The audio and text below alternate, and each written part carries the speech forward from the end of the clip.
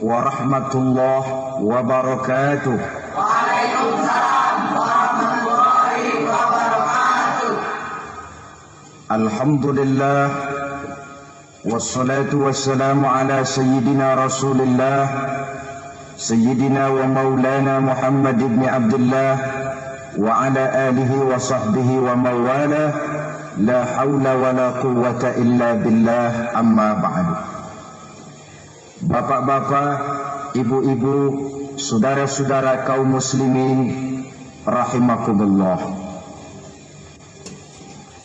Kapan kiamat itu akan datang? Ini rahasia Allah.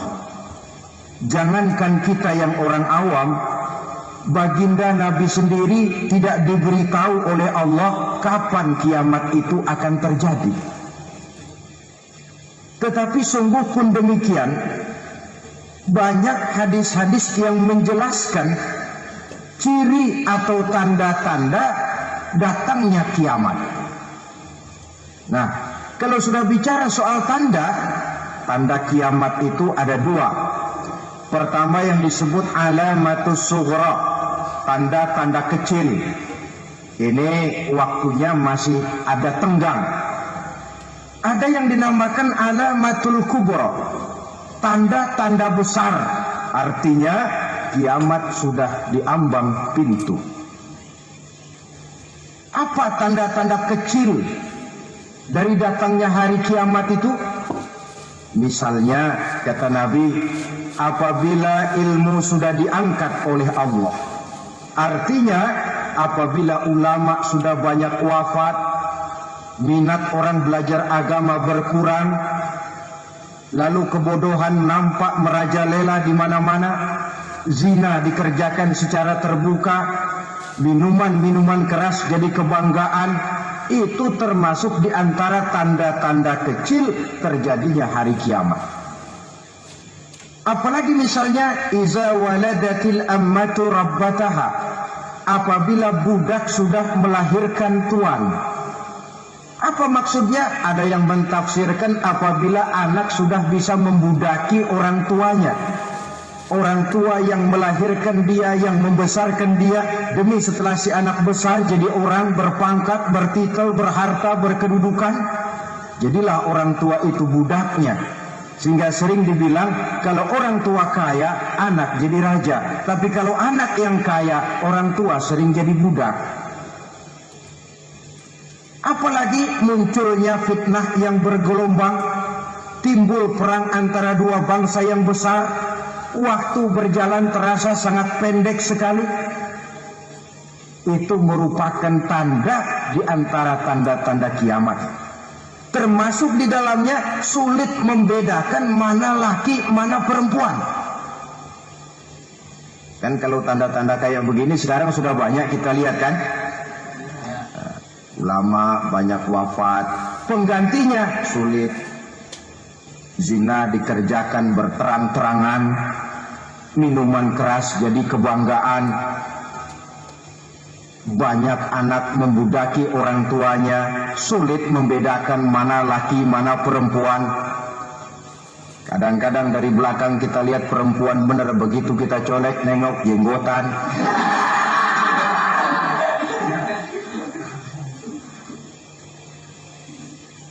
Ini termasuk tanda-tanda kecil. Masih ada tenggang sampai akan terjadinya kiamat itu. Nah, yang dimaksud dengan tanda-tanda besar, ini tanda besar artinya kiamat sudah diambang pintu. Pertama, matahari terbit dari sebelah barat. Apabila matahari sudah terbit dari arah sebelah barat, tertutuplah sudah pintu taubat. Bersabda Nabi kita, la taqumus sa'atu hatta tatlu'a syamsu min maghribiha.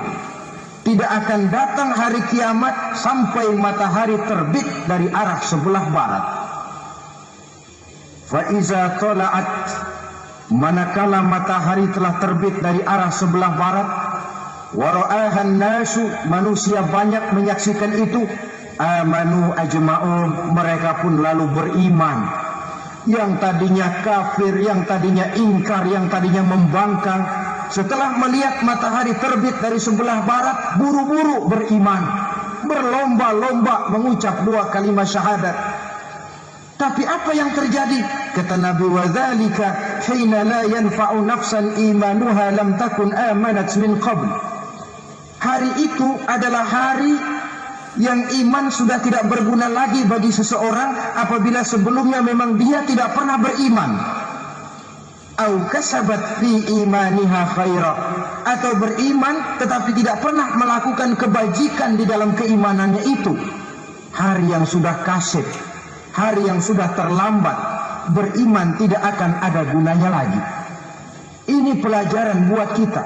Sebelum sang surya terbit dari sebelah barat, sebelum nafas sampai di tenggorokan, artinya pintu taubat masih terbuka.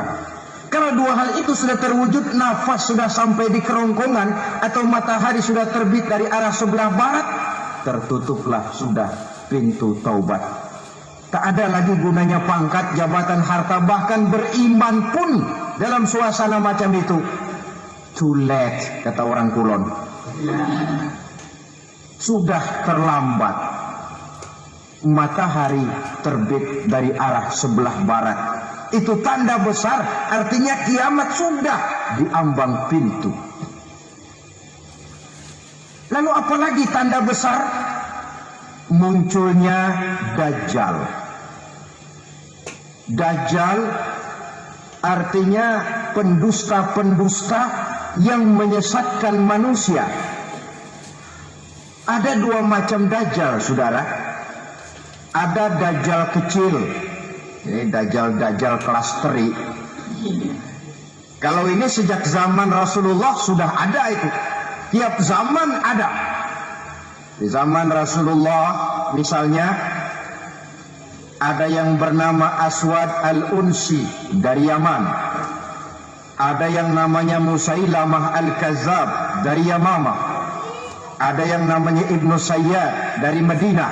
Ini Dajjal-Dajjal di zaman Rasul. Musailamatul Kazzab memproklamirkan diri jadi nabi dia. Di zaman Rasul masih hidup. Ini Dajjal zaman Nabi. Di zaman sahabat muncul Dajjal-Dajjal. Di zaman kita sekarang ini Dajjal-Dajjal pun gentayangan.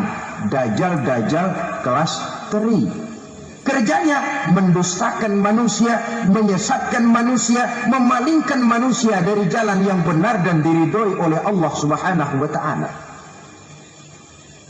Adapun yang merupakan tanda besar dari datangnya kiamat, Dajjal-Dajjal kelas kakap. Pembohong-pembohong besar yang menyesatkan masyarakat manusia berpaling dari jalan Allah mengikuti jalan mereka. Apa sih ciri Dajjal itu? Kata Nabi dalam hadis Bukhari Muslim, inna Dajjal, sesungguhnya yang namanya Dajjal itu yakhruju, satu saat akan muncul mendekati hari kiamat. Wa inna ma'ahu ma'an, si Dajjal ini membawa air. Wa naran, dan juga membawa api. 2 simbol. Di tangan yang satu dia bawa air, di tangan yang satu dia bawa api. Wa ammal ladzi yarahu an-nasu ma'an fanarun.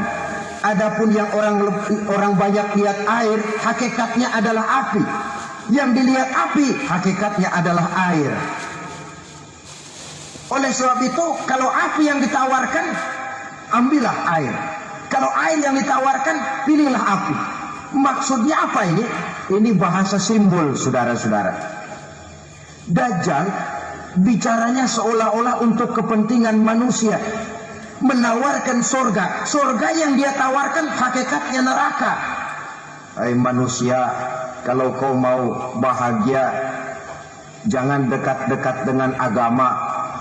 Sholat itu tidak efektif dan efisien, tidak produktif dari segi ekonomi itu.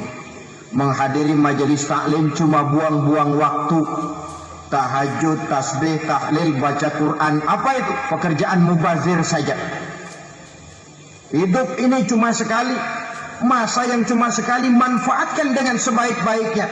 Mumpung, dibawanya sifat mumpung tetapi dalam pengertian yang sangat negatif.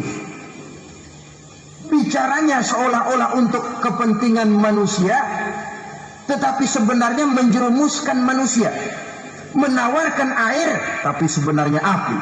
Menawarkan api, tapi hakikatnya air. Buat apa kamu sholat?